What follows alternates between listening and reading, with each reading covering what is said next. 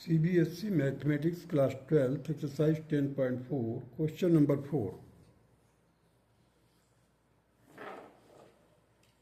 The question number 4, so that vector A minus vector B bracket में into cross product करना है हमारे को, vector A plus vector B bracket close, that is equal to twice of vector A cross product B vector B। अब देखिए यहाँ पर हमने डिस्ट्रीब्यूटिव प्रॉपर्टी को लागू किया है। Distributive property number 3, distributive of the vector product over addition. अब ये पूरा का पूरा ब्रैकेट एक बार हमने वेक्टर ए से मल्टीप्लाई करेंगे, फिर ये पूरा का पूरा बी वेक्टर से मल्टीप्लाई करेंगे और उन दोनों का एडिशन करेंगे। देखिए मैंने स्प्लिट करके रख दिया यहाँ पर, vector A minus vector B bracket close into vector A means cross product है, जहाँ पर ऐसे डॉट नहीं लगाया तो cross product plus vector A minus vector B bracket cross product with vector B. यहाँ पर मैंने प्रॉपर्टी लिख दिया, property number 3, distributive of the vector product over addition. Now see here, अब हम इसको मल्टीप्लाई करेंगे तो vector A cross product vector A minus vector B cross product vector A plus vector A cross product vector B minus vector B cross product vector B. अब देखिए property number 3, distributive property of vector product over addition. इस rule को देख लीजिए, property number 3, distributive property of vector product over addition. So here you will get a into a, that is 0. Here b into a, that is minus b into a as it is. अब a into b, that is a into b as it is. Here b into b, that is 0. अब observation number 2, page number 450 पर देखिए आप, book में दिया हुआ जो observation number 2 page number 450 आपके टेक्स्ट बुक में जो है, उसके accordingly b into B that will be equal to 0, a into A that will be equal to 0। So here we are getting b into A वो मैंने क्या कर दिया है, माइनस a इंटू बी कर दिया है। तो जैसे ही आप माइनस करेंगे एक माइनस लग जाएगा, क्योंकि b इंटू ए इसमें ये कम्यूटेटिव लॉ को लागू नहीं होता है, कम्यूटेटिव लॉ इसमें नहीं है। जैसे ही कम्यूटेटिव करेंगे तो वो साइन एक माइनस साइन आ जाएगा। देखिए b इंटू ए है, b क्रॉस प्रोडक्ट ए है, यहाँ पर हो जाएगा माइनस ए क्रॉस प्रोडक्ट b। तो मैंने इस तरह से लिख दिया इसको। अब देखिए ये माइनस और ये माइनस मिल करके प्लस हो जाएगा। सो ए क्रॉस प्रोडक्ट b यहाँ पर है ही एज इट इज, मैंने इसको लिख दिया है vector A cross product vector B, that will be equal to twice of vector A cross product vector B, that is implies that the twice of vector A cross product vector B, and it was to be proved, hence proved here. So starting में you have to remember these properties also, and while you are applying it, it is better that you can write in bracket in front of the particular property should be written just against the it. Now come to the question number 5. Find lambda and mu if 2i cap plus 6j cap plus 27k cap cross product I cap plus lambda j cap plus mu k cap is equal to 0. Here अब देखिए यहाँ पर 2i cap plus 6j cap plus 27k cap cross product I cap plus lambda j cap plus mu k cap is equal to 0 and that will be equal to 0 I cap plus 0 j cap plus 0 k cap. अब हमने क्या किया है देखिए, I के साथ 6, अब हमने उसको क्रॉस प्रोडक्ट निकाल दिया 6 म्यू माइनस 27 लेमडा. अब मैंने तो इधर से इसको कर दिया, लेकिन अगर आपको समझना है तो 2 लाइन में लिखिए, उसी तरह से कर दीजिए जैसे मैं पहले समझा चुका हूँ कि आई को कवर करके मैंने यहाँ पर स्ट्रेट लाइन में लिखा हुआ और यहीं से क्रॉस प्रोडक्ट कर दिया. 6 का किससे किया है, म्यू के साथ. देखिए 6 का म्यू के साथ और लेमडा का 27 के साथ, साथ में एक माइनस लगा दिया और जे के साथ एक माइनस लगाया मैंने, क्योंकि जो जे है वो फर्स्ट रो सेकंड कॉलम में आता है. तो फर्स्ट रो सेकंड कॉलम का मतलब 3 आ जाएगा. -1⁻³ ऑड नंबर है इसलिए, या आप डायमंड प्लेस कहते हैं, डायमंड प्लेसेस पर माइनस होता है, तो वहाँ पर हम माइनस के अनुसार ये माइनस जे लिख दिया मैंने. 2 म्यू माइनस 27 प्लस के लिए ये k into 2 lambda minus 6 and that will be equal to 0 I cap plus 0 j cap plus 0 k cap. On comparing the corresponding component both sides. अब देखिए लेफ्ट साइड हो गया, राइट साइड हो गया. अब इसके कंपोनेंट को हम कंपेयर करेंगे तो 6 म्यू प्लस माइनस 27 लेमडा, अब यहाँ पर देखिए 0 है, 0 कर दिया. अब जे का कोफिशिएंट देखिए, अब यहाँ पर ये माइनस को अंदर डाल दीजिए तो ये हो जाएगा -2 म्यू प्लस 27 इक्वल टू 0. और थर्ड वाले केस में देखिए 2 lambda minus 6 is equal to 0, 2 lambda minus 6 is equal to 0. अब यहाँ से हमने लेमडा की वैल्यू निकाल लिया, दैट इज इक्वल टू 3. यहाँ पर सब्स्टिट्यूट कर दिया 6 mu minus 27 into 3, that will be equal to 0, so 20 mu is equal to 27/2 and this is the required answer. Lambda का 3 हो गया, mu का 27/2. Now come to the question number 6. Given that vector A dot vector B is equal to 0, अब यहाँ पर dot दिया हुआ, vector A dot vector B equal to 0 and vector A cross product vector B is equal to 0. अब दोनों dot product भी 0 है और क्रॉस प्रोडक्ट भी 0, means scalar product 0, vector product 0. What can you conclude about the vector A and B. बोला है कि ए और बी के बारे में अभी आप क्या निकालते हैं, इसका क्या निचोड़ होगा या क्या सारांश होगा इसका कि ए और बी कैसा है. अब देखते हैं पहले vector A cross vector A dot vector B is equal to 0 ref observation number 2 page number 442,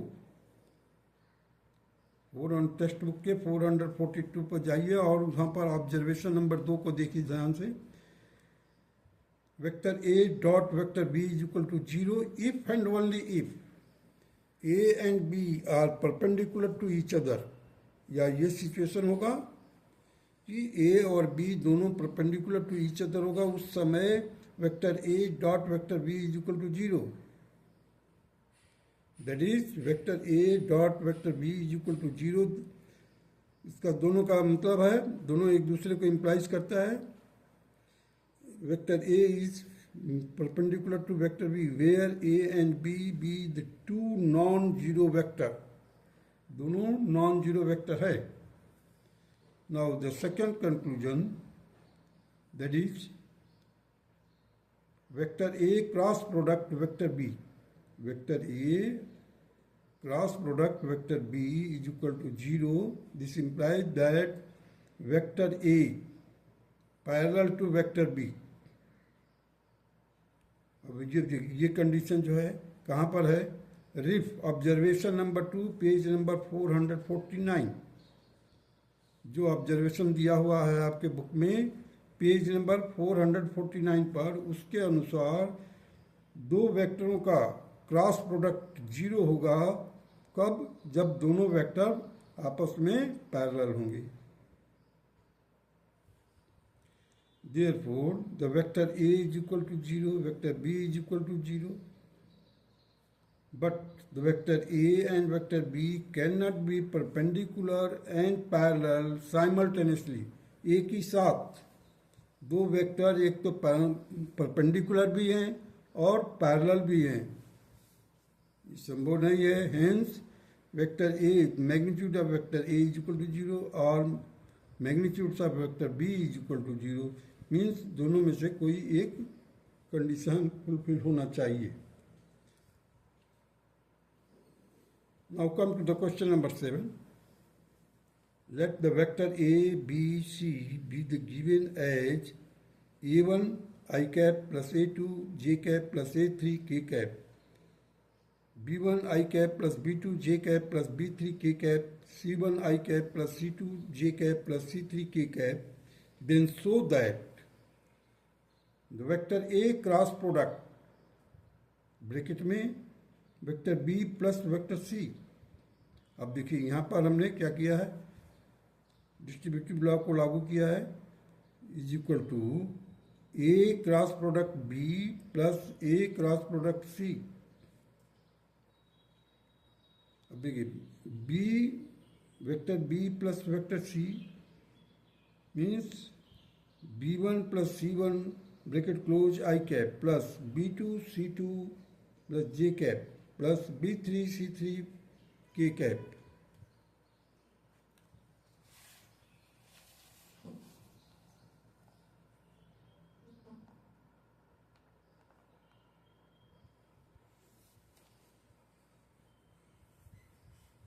देखिए vector A cross product in bracket B vector B plus vector C. This implies that a1 i cap plus a2 j cap plus a3 k cap cross product. यहाँ पर cross product लिखा क्या है? b1 plus c1 i cap plus b2 plus c2 j cap plus b3 plus c3 k cap bracket close. That will be equal to I cap इन bracket में मैंने क्या किया, आई के साथ जितने भी टर्म्स आ रहे हैं उनको एक साथ इकट्ठा कर दिया मैंने। ये देखिए आई का ये a1 है यहाँ पर और इधर क्या है, तो आई के साथ क्या आ गया a2 इन ब्रैकेट में b2 plus b2 plus b3 plus c3 bracket close minus a3 into b2 plus c2 bracket close minus J के साथ क्या किया मैंने, जे के लिए a1 into b3 plus c3, जे के लिए b3 प्लस c3 और a1 क्रॉस प्रोडक्ट किया है मैंने, देख लीजिए b3 plus c3 minus a3 into b1 plus c1 bracket close. फिर k कैप के लिए k कैप होना चाहिए यहाँ पर,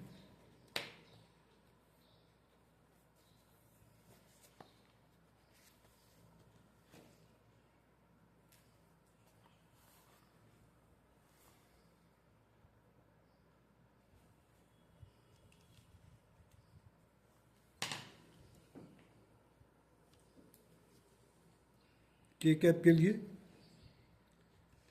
a1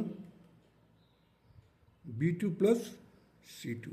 देखिए अगर आप k को कवर करते हैं तो क्या मिलेगा, इसका क्रॉस प्रोडक्ट कीजिए a1 b2 c2, वही किया हूँ मैंने b2 c2। फिर के लिए के निकालने के लिए ये a2, तो देखिए ये a2 है, इसके साथ इसका मल्टीप्लाई किया हमने a2 b1 c1।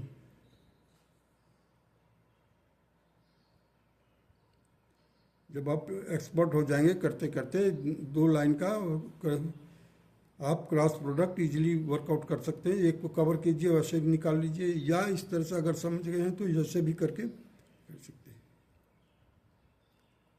In this way you just complete the first and write it in the first equation. Now the vector A cross product B, that is A1 I cap plus A2 J cap plus A3 K cap cross product, यहाँ पर लिखा हूँ B1 I cap plus B2 J cap plus B3 K cap।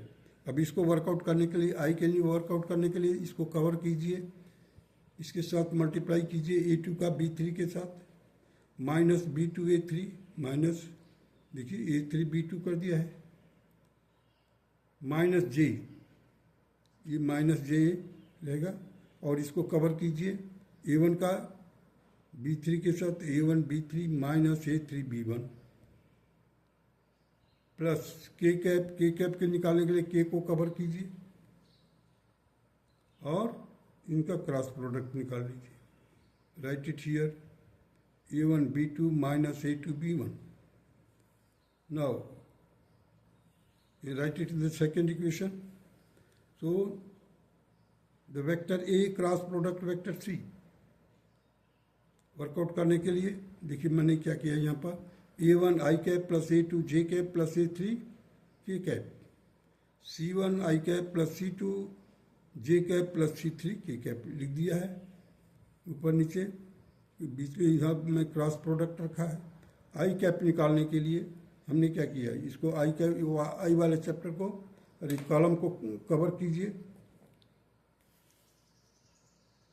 अब देखिए यहाँ पर A2 into C3 minus C2 into A3, वही चीज़ मैंने किया है यहाँ पर।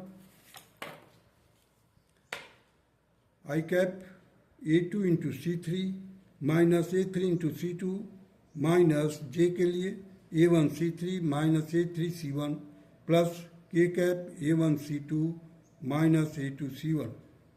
On adding second and third, second और थर्ड को ऐड कीजिए, you will get A vector A cross product vector B plus A product plus A product A plus C, vector A plus vector C, ये bracket में है और यहाँ पर cross product है।